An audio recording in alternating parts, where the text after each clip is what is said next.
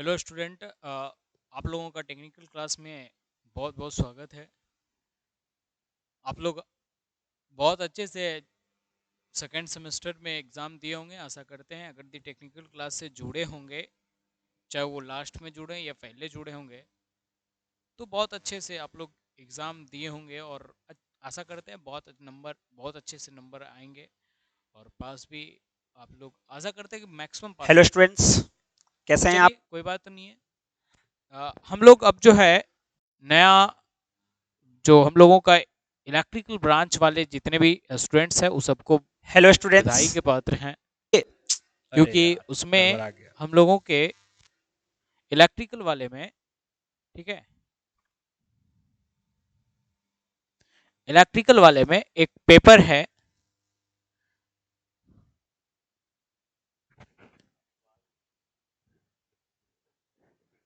Hello, ठीक, नहीं नहीं, ठीक, हाँ। तो हम लोग इलेक्ट्रिकल वाले में देखेंगे कि क्या क्या पढ़ना है। उसमें से 5 पेपर होगा, तो 5 पेपर में कोई एक पेपर मेरा भी है, और अगर भी दूसरा पेपर होगा तो हम आप लोगों के पास ज़रूर रखेंगे।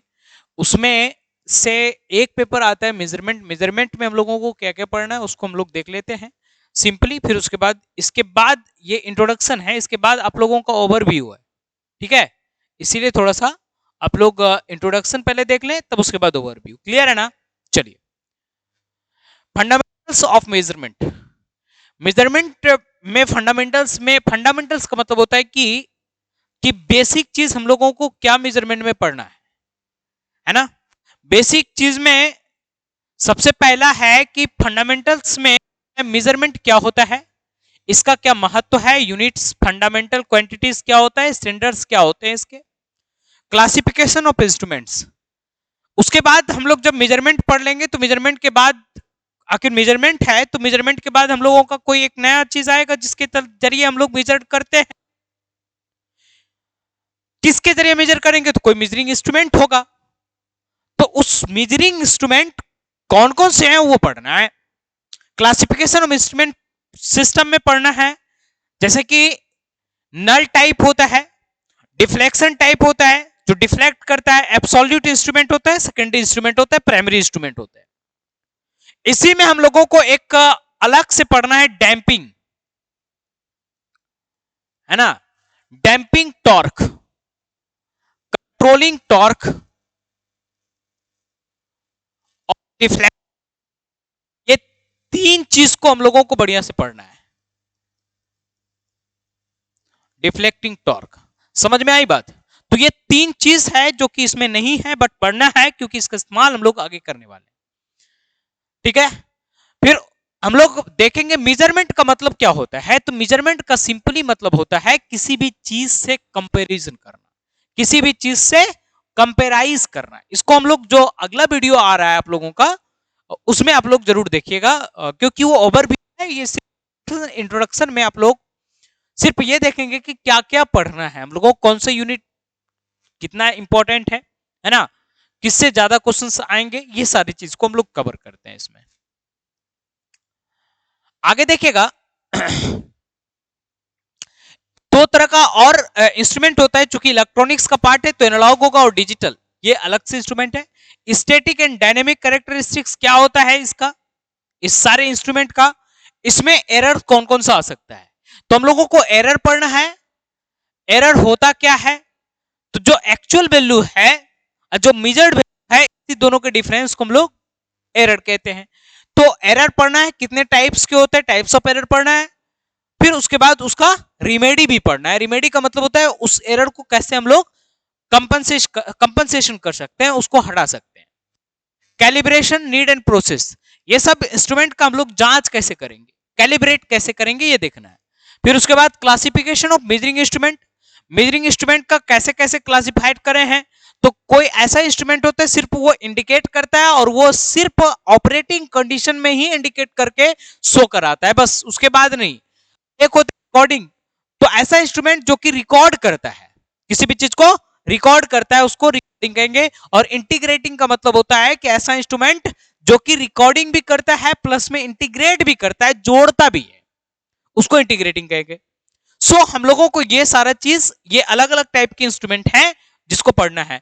रिकॉर्डिंग इंस्ट्रूमेंट मतलब आप जब ऑपरेट कर रहे हैं उसके बाद भी इस्तेमाल देख सकते हैं रिकॉर्ड, और इंटीग्रेटिंग में आप ऑपरेट करने के बाद भी देख सकते हैं, लेकिन इंडिकेटिंग में ऐसा नहीं देखने को मिलेगा।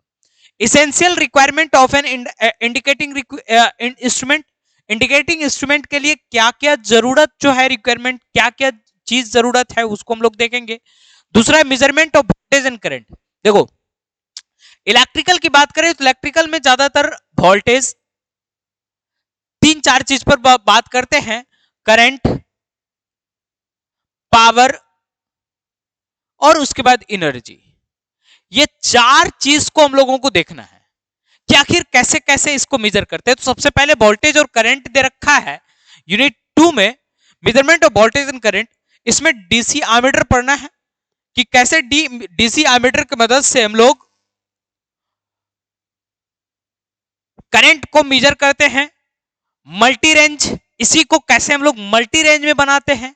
10 एम्पियर के बदले अब मान लीजिए कि 10 एम्पियर का आपका इंस्ट्रूमेंट दिया, 18 इंजीनियर आपको बोलेगा कि नहीं इसको 15 एम्पियर वाला बना दो, तो ये क्या करेगा, आप इसको एक्सटेंशन करते हैं, मल्टी रेंज बनाते हैं, मतलब अलग अलग रेंज में एक्सटेंस करके कैसे हम लोग एक्सटेंशन करते हैं, बढ़ाते हैं, वो हम लोग देखेंगे इसमें।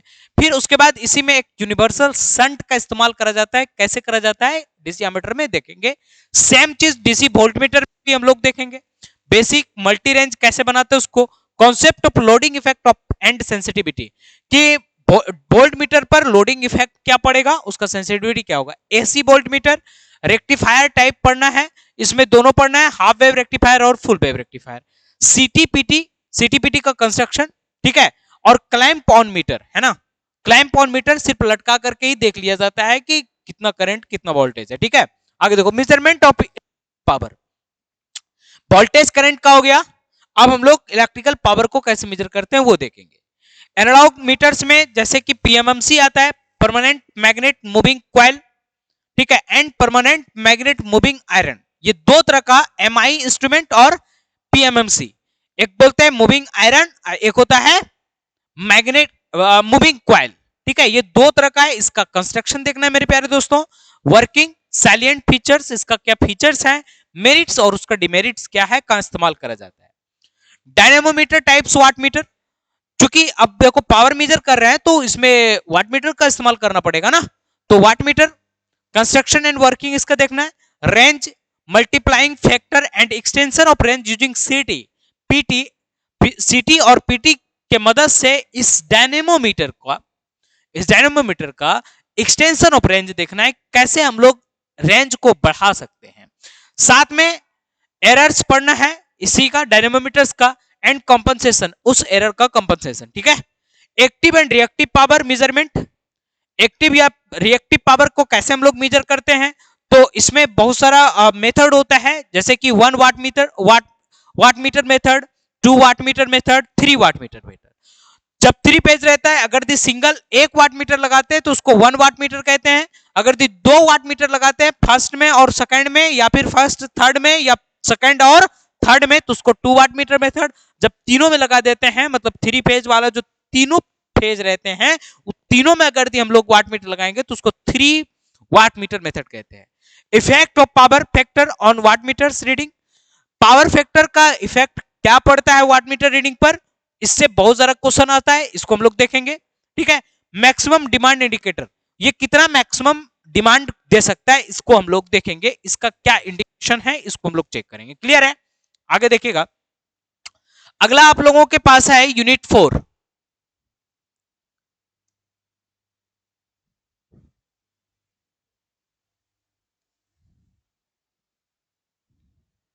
यूनिट 4 की बात करें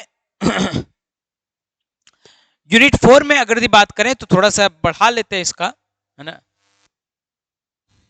इसी को बोलते हैं एक्सटेंशन ऑफ रेंज, ठीक है, इसी को क्या बोलते हैं, एक्सटेंशन ऑफ रेंज। ये रेंज को हम लोग बढ़ा रहे हैं ठीक है जी, चलिए, तो ये वाला पार्ट है। यूनिट सिक्स जो है measurement of electrical energy, power को मेजर कर लिए पहले इसके पिछले वाला यूनिट में, ठीक है। अब हम लोग क्या करेंगे कि इसके जो इलेक्ट्रिकल पैरामीटर्स है उसमें एक एनर्जी भी आता है, और उस एनर्जी को कैसे मेजर करेंगे, तो इसमें पढ़ना है single phase, single and three phase electronic energy meter. Electronics energy meter पढ़ना है, इसका कंस्ट्रक्शन फीचर्स देखना है, वर्किंग प्रिंसिपल ये कैसे काम करता है, साथ में एरर्स क्या होते हैं एनर्जी मीटर में, ठीक है, और इसका उस एरर का कैसे कंपनसेशन करते हैं, उसका रिमेडी कैसे बनाते हैं, मतलब उसको खत्म कैसे करते हैं, क्योंकि इंजीनियर का काम होता है कि एरर को खत्म करना। फिर उसके बाद कैलिब्रेशन, कैसे कैलिब्रेट करते हैं, जांच कैसे करते हैं, ठीक है, किसका, एनर्जी मीटर का।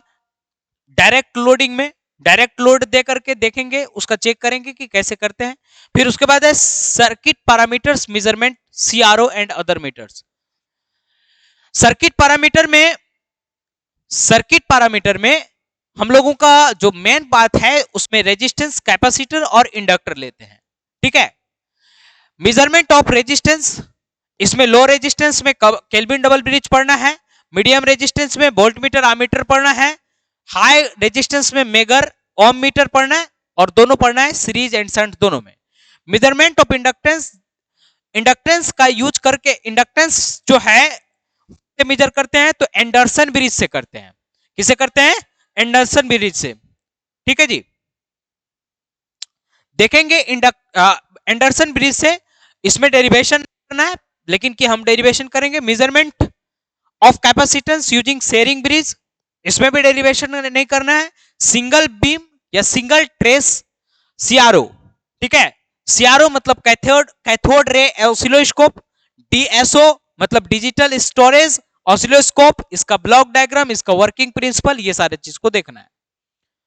साथ में ये जितने भी पार्ट हैं, कैथोड रे ट्यूब ये सीआरओ में ही आता है ना, इलेक्ट्रोस्टैटिक रिफ्लेक्शन सीआरओ में ही आता है, vertical amplifier, horizontal amplifier, time based generator, है ना, measurement of voltage, amplitude, time period, frequency, phase angle, delay line, ये सारा चीज सीआरओ का ही पार्ट है, ये हम लोगों को देखना है। क्लियर है ना। सीआरओ आप लोग देखे होंगे, शायद सीआरओ को आप लोग देखे होंगे टीवी में, है ना, जिसमें कि आप लोग देखे होंगे कि कुछ हार्ट का जो है ना पल्स को मेजर करा जाता है ना, up down up down up down वाला पल्स होता है ना हार्ट का, जो कि डॉक्टर में फिल्म सब में आप लोग देखे होंगे कि हार्ट पर रख करके, है ना, उसके बाद उस हार्ट पे कुछ कुछ लगाया जाता है, फिर उसके बाद उसके पल्स को मेजर करते हैं, है ना तो वो सीआरओ है, कैथोड रे ऑसिलोस्कोप। अगला है अदर मीटर्स में हम लोग पढ़ना है अर्थ टेस्टर, जो टेस्टर वगैरह है ना उससे भी तो मेजरमेंट करते हैं, ये पढ़ना है। Digital multimeter, LCR meter, LCR मतलब इंडक्टेंस, कैपेसिटेंस और रेजिस्टेंस का मीटर, फ्रीक्वेंसी मीटर में फेरोमैग्नेटिक टाइप में या फिर वेस्टर्न टाइप, ये दोनों। फेज सीक्वेंस इंडिकेटर, ठीक है। फिर पावर फैक्टर मीटर पढ़ना है, single phase and three phase dynamometer type का, फिर सिंक्रोस्कोप और फिर ट्राइवेक्टर। ये सारा चीज यहां से यहां तक जो है ये पहले का ही सिलेबस है, दो अलग से डाला गया है। सिंगल जनरेटर नीड वर्किंग, इसका बेसिक ब्लॉक डायग्राम कैसे होता है, फंक्शनल जनरेटर और नीड वर्किंग, इसका बेसिक ब्लॉक डायग्राम क्या होता है, ये, ठीक है। मतलब अभी तक अगर हम लोग देखें तो ये पूरी तरीके से सिलेबस का सिर्फ इंट्रोडक्शन था कि पढ़ना क्या क्या चीज है। अब इसका आप लोग जो अगला वीडियो देखिएगा वो ओवरव्यू होगा, और वो वाला ओवरव्यू में आप लोग इसका क्या होता है, कैसे होता है, कैसे कैसे पढ़ना है, ये देखेंगे। थैंक यू, मिलते हैं नेक्स्ट वीडियो में। आगे आप लोगों को आशा करते हैं मजा आएगा। आप लोग जल्दी से टेक्निकल क्लास के एप्लीकेशन को डाउनलोड कीजिए और जल्दी से जुड़िए, क्योंकि अभी से खेला शुरू होने वाला है, ठीक है। Thank you.